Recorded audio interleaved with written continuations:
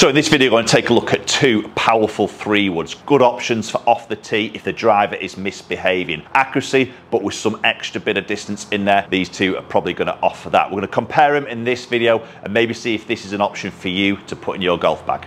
Okay, so two 3-woods we're going to take a look at in this video is the TaylorMade Stealth 2 Plus. So it's the titanium version with a movable weight. Incredible 3-wood this. And we're just going to put that up against one that maybe just sits underneath that radar a little bit, and that's the Mizuno STZ 230. So I think for a lot of golfers, 3-wood is a very good option. Maybe if that driver is just misbehaving, the shorter shaft, a little bit more loft, tend to get the accuracy. But sometimes we're still looking for that little bit of distance and striving to get a few more yards just to make that hole that little bit shorter on that second shot. So this is exactly where the TaylorMade Stealth 2 comes into it, the titanium version with that big lump of 50-gram stainless steel slidable weight in the sole, which you can move front and back, and maybe that has a little advantage over the Mizuno that has no movable technology options, so you can't really dial in spin as accurately or as much as maybe you can do with the Stealth 2. So we're going to kick things off. I'm going to hit batch shots with the Stealth 2 first, and I've got the movable weight in the middle, so I'm playing this as pretty much as neutral as it can. 15-degree 3-wood, sitting it at 15 degrees, so I'm not changing the loft, and the Mizuno is exactly the same at 15.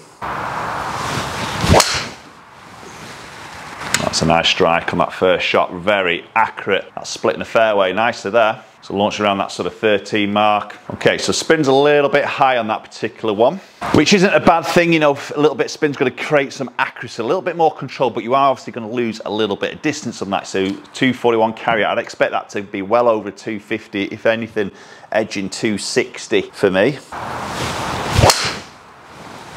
A little bit low toe on that one, a little bit of draw up the slight left-hand side, but we're to be taking that. Yeah, so that spin's still on a little bit on the high side. So I'm going to start tweaking with this club straight away now. And I'm going to take advantage of this movable weight option. So this 50-gram stainless steel weight in the bottom, loosen it, throw that more forward in the head, which should allow me to get a little bit less spin, potentially a little bit lower launch, and maybe a little bit more distance.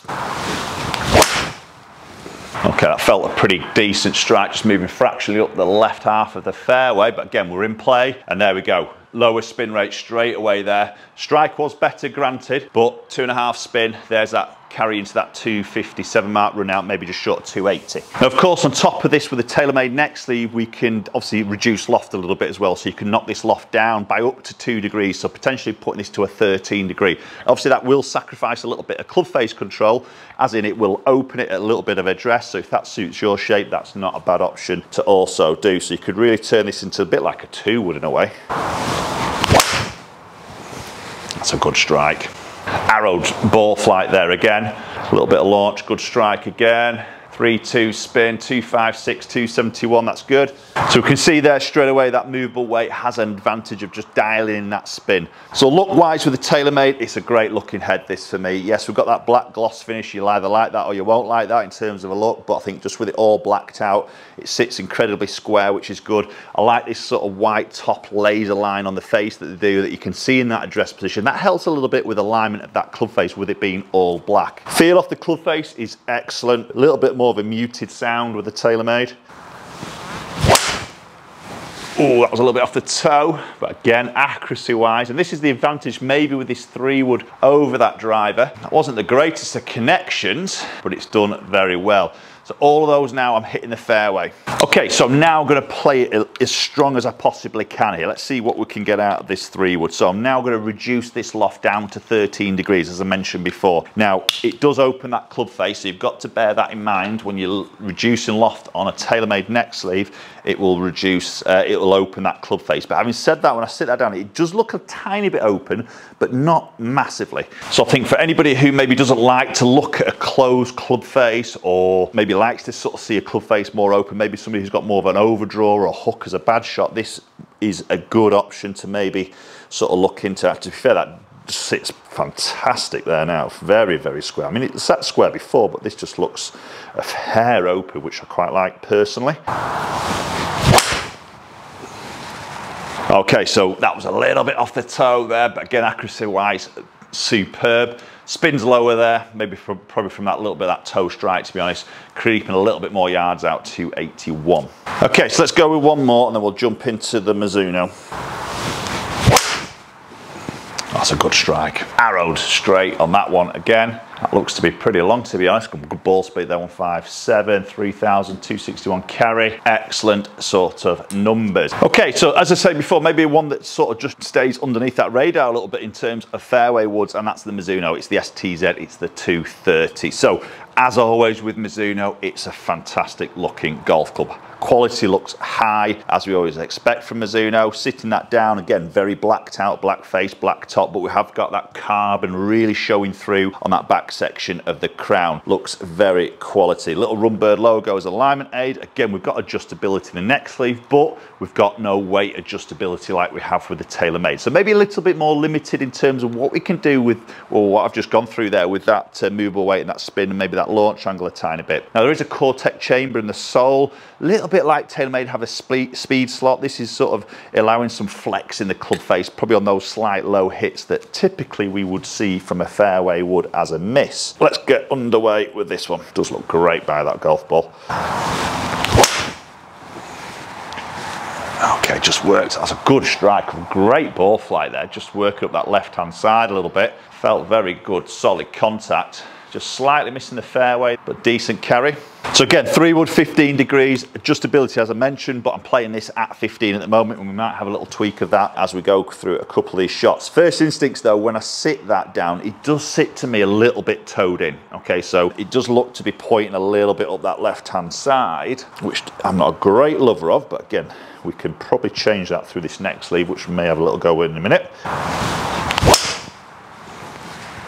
Okay, a little bit low on the toe strike. Might just spin up a little bit more. Ball speed hasn't dropped massively from that slight low strike, which is good. Maybe that Cortex chamber just kicking in a little bit, but you can see that spin goes up, so that is going to lose me some distance. In terms of the feel and the sound, a little bit different there in comparison to the TaylorMade. A little bit, not quite as muted as the TaylorMade, a little bit more of a crack to it, but a very good sound, I would say. Maybe feels a tiny bit softer off the club face as a feel. Again, touch low. Just don't feel like I'm getting the most out of that at the moment, purely because of the strike, to be honest, more than anything. Yeah, again, that spins a little bit on that high side. Need to get my strike a little bit better, but I'm finding the fairway there on that one. That was a better strike. Felt much better, good ball flight.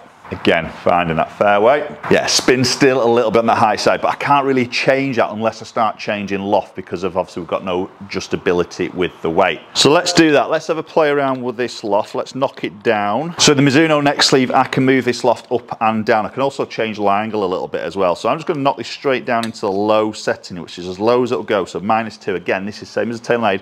We'll knock it into a 13 degree. This is where I love adjustability, even in a fairway wood here, where you can really sort of dial in the way that club sits behind the golf ball, you know, the lie, the loft, to really help sort of hit different types of golfers and their deliveries. Now, sitting that down, this sits absolutely plumb square now. So for me, that's a great setting if you want to see that club face square. It doesn't point left now, which is good, and that sits beautiful. Love the way that sits. It's a good strike. Touch up the left side, great flight on that. A little bit low again on the strikes, that spin still might be high. Yeah, 3.7, so it's come down a little bit with that loft change, but still a little bit on the high side really. Just need to get that strike a little bit higher in the club face. It's a lovely flight, it's a great feel with that. Again, I just got to feel that's going to be a little bit higher in the spin. Great straight golf shot, take that all day long. Okay, I'm just going to have one more tweak of this loft sleeve. I'm going to make this a touch more upright in the lie angle. Maybe just try and help me with this strike a little bit. Okay, so I'm dropping the loft down to 14, but I'm a 1 degree more upright. Felt a better strike. Yeah, a bit higher up the club face. It has gone up a little bit on that left-hand side there though. Strike much, much better. The spin's come down there, probably a little bit through that club face, but I've lost it left. Oh, that's a better strike. That's bulleted. Felt really solid on that connection then. I'd be interested to see the spin number there with that better strike. Yeah, it's just still a little bit on that high side. So maybe that's just a slight disadvantage the Mizuno has against the TaylorMade in terms of that lack of adjustability with the weight there. So maybe can't quite drop that in as much as I would personally like to. Thanks for watching, and hopefully I'll catch up with you all very soon.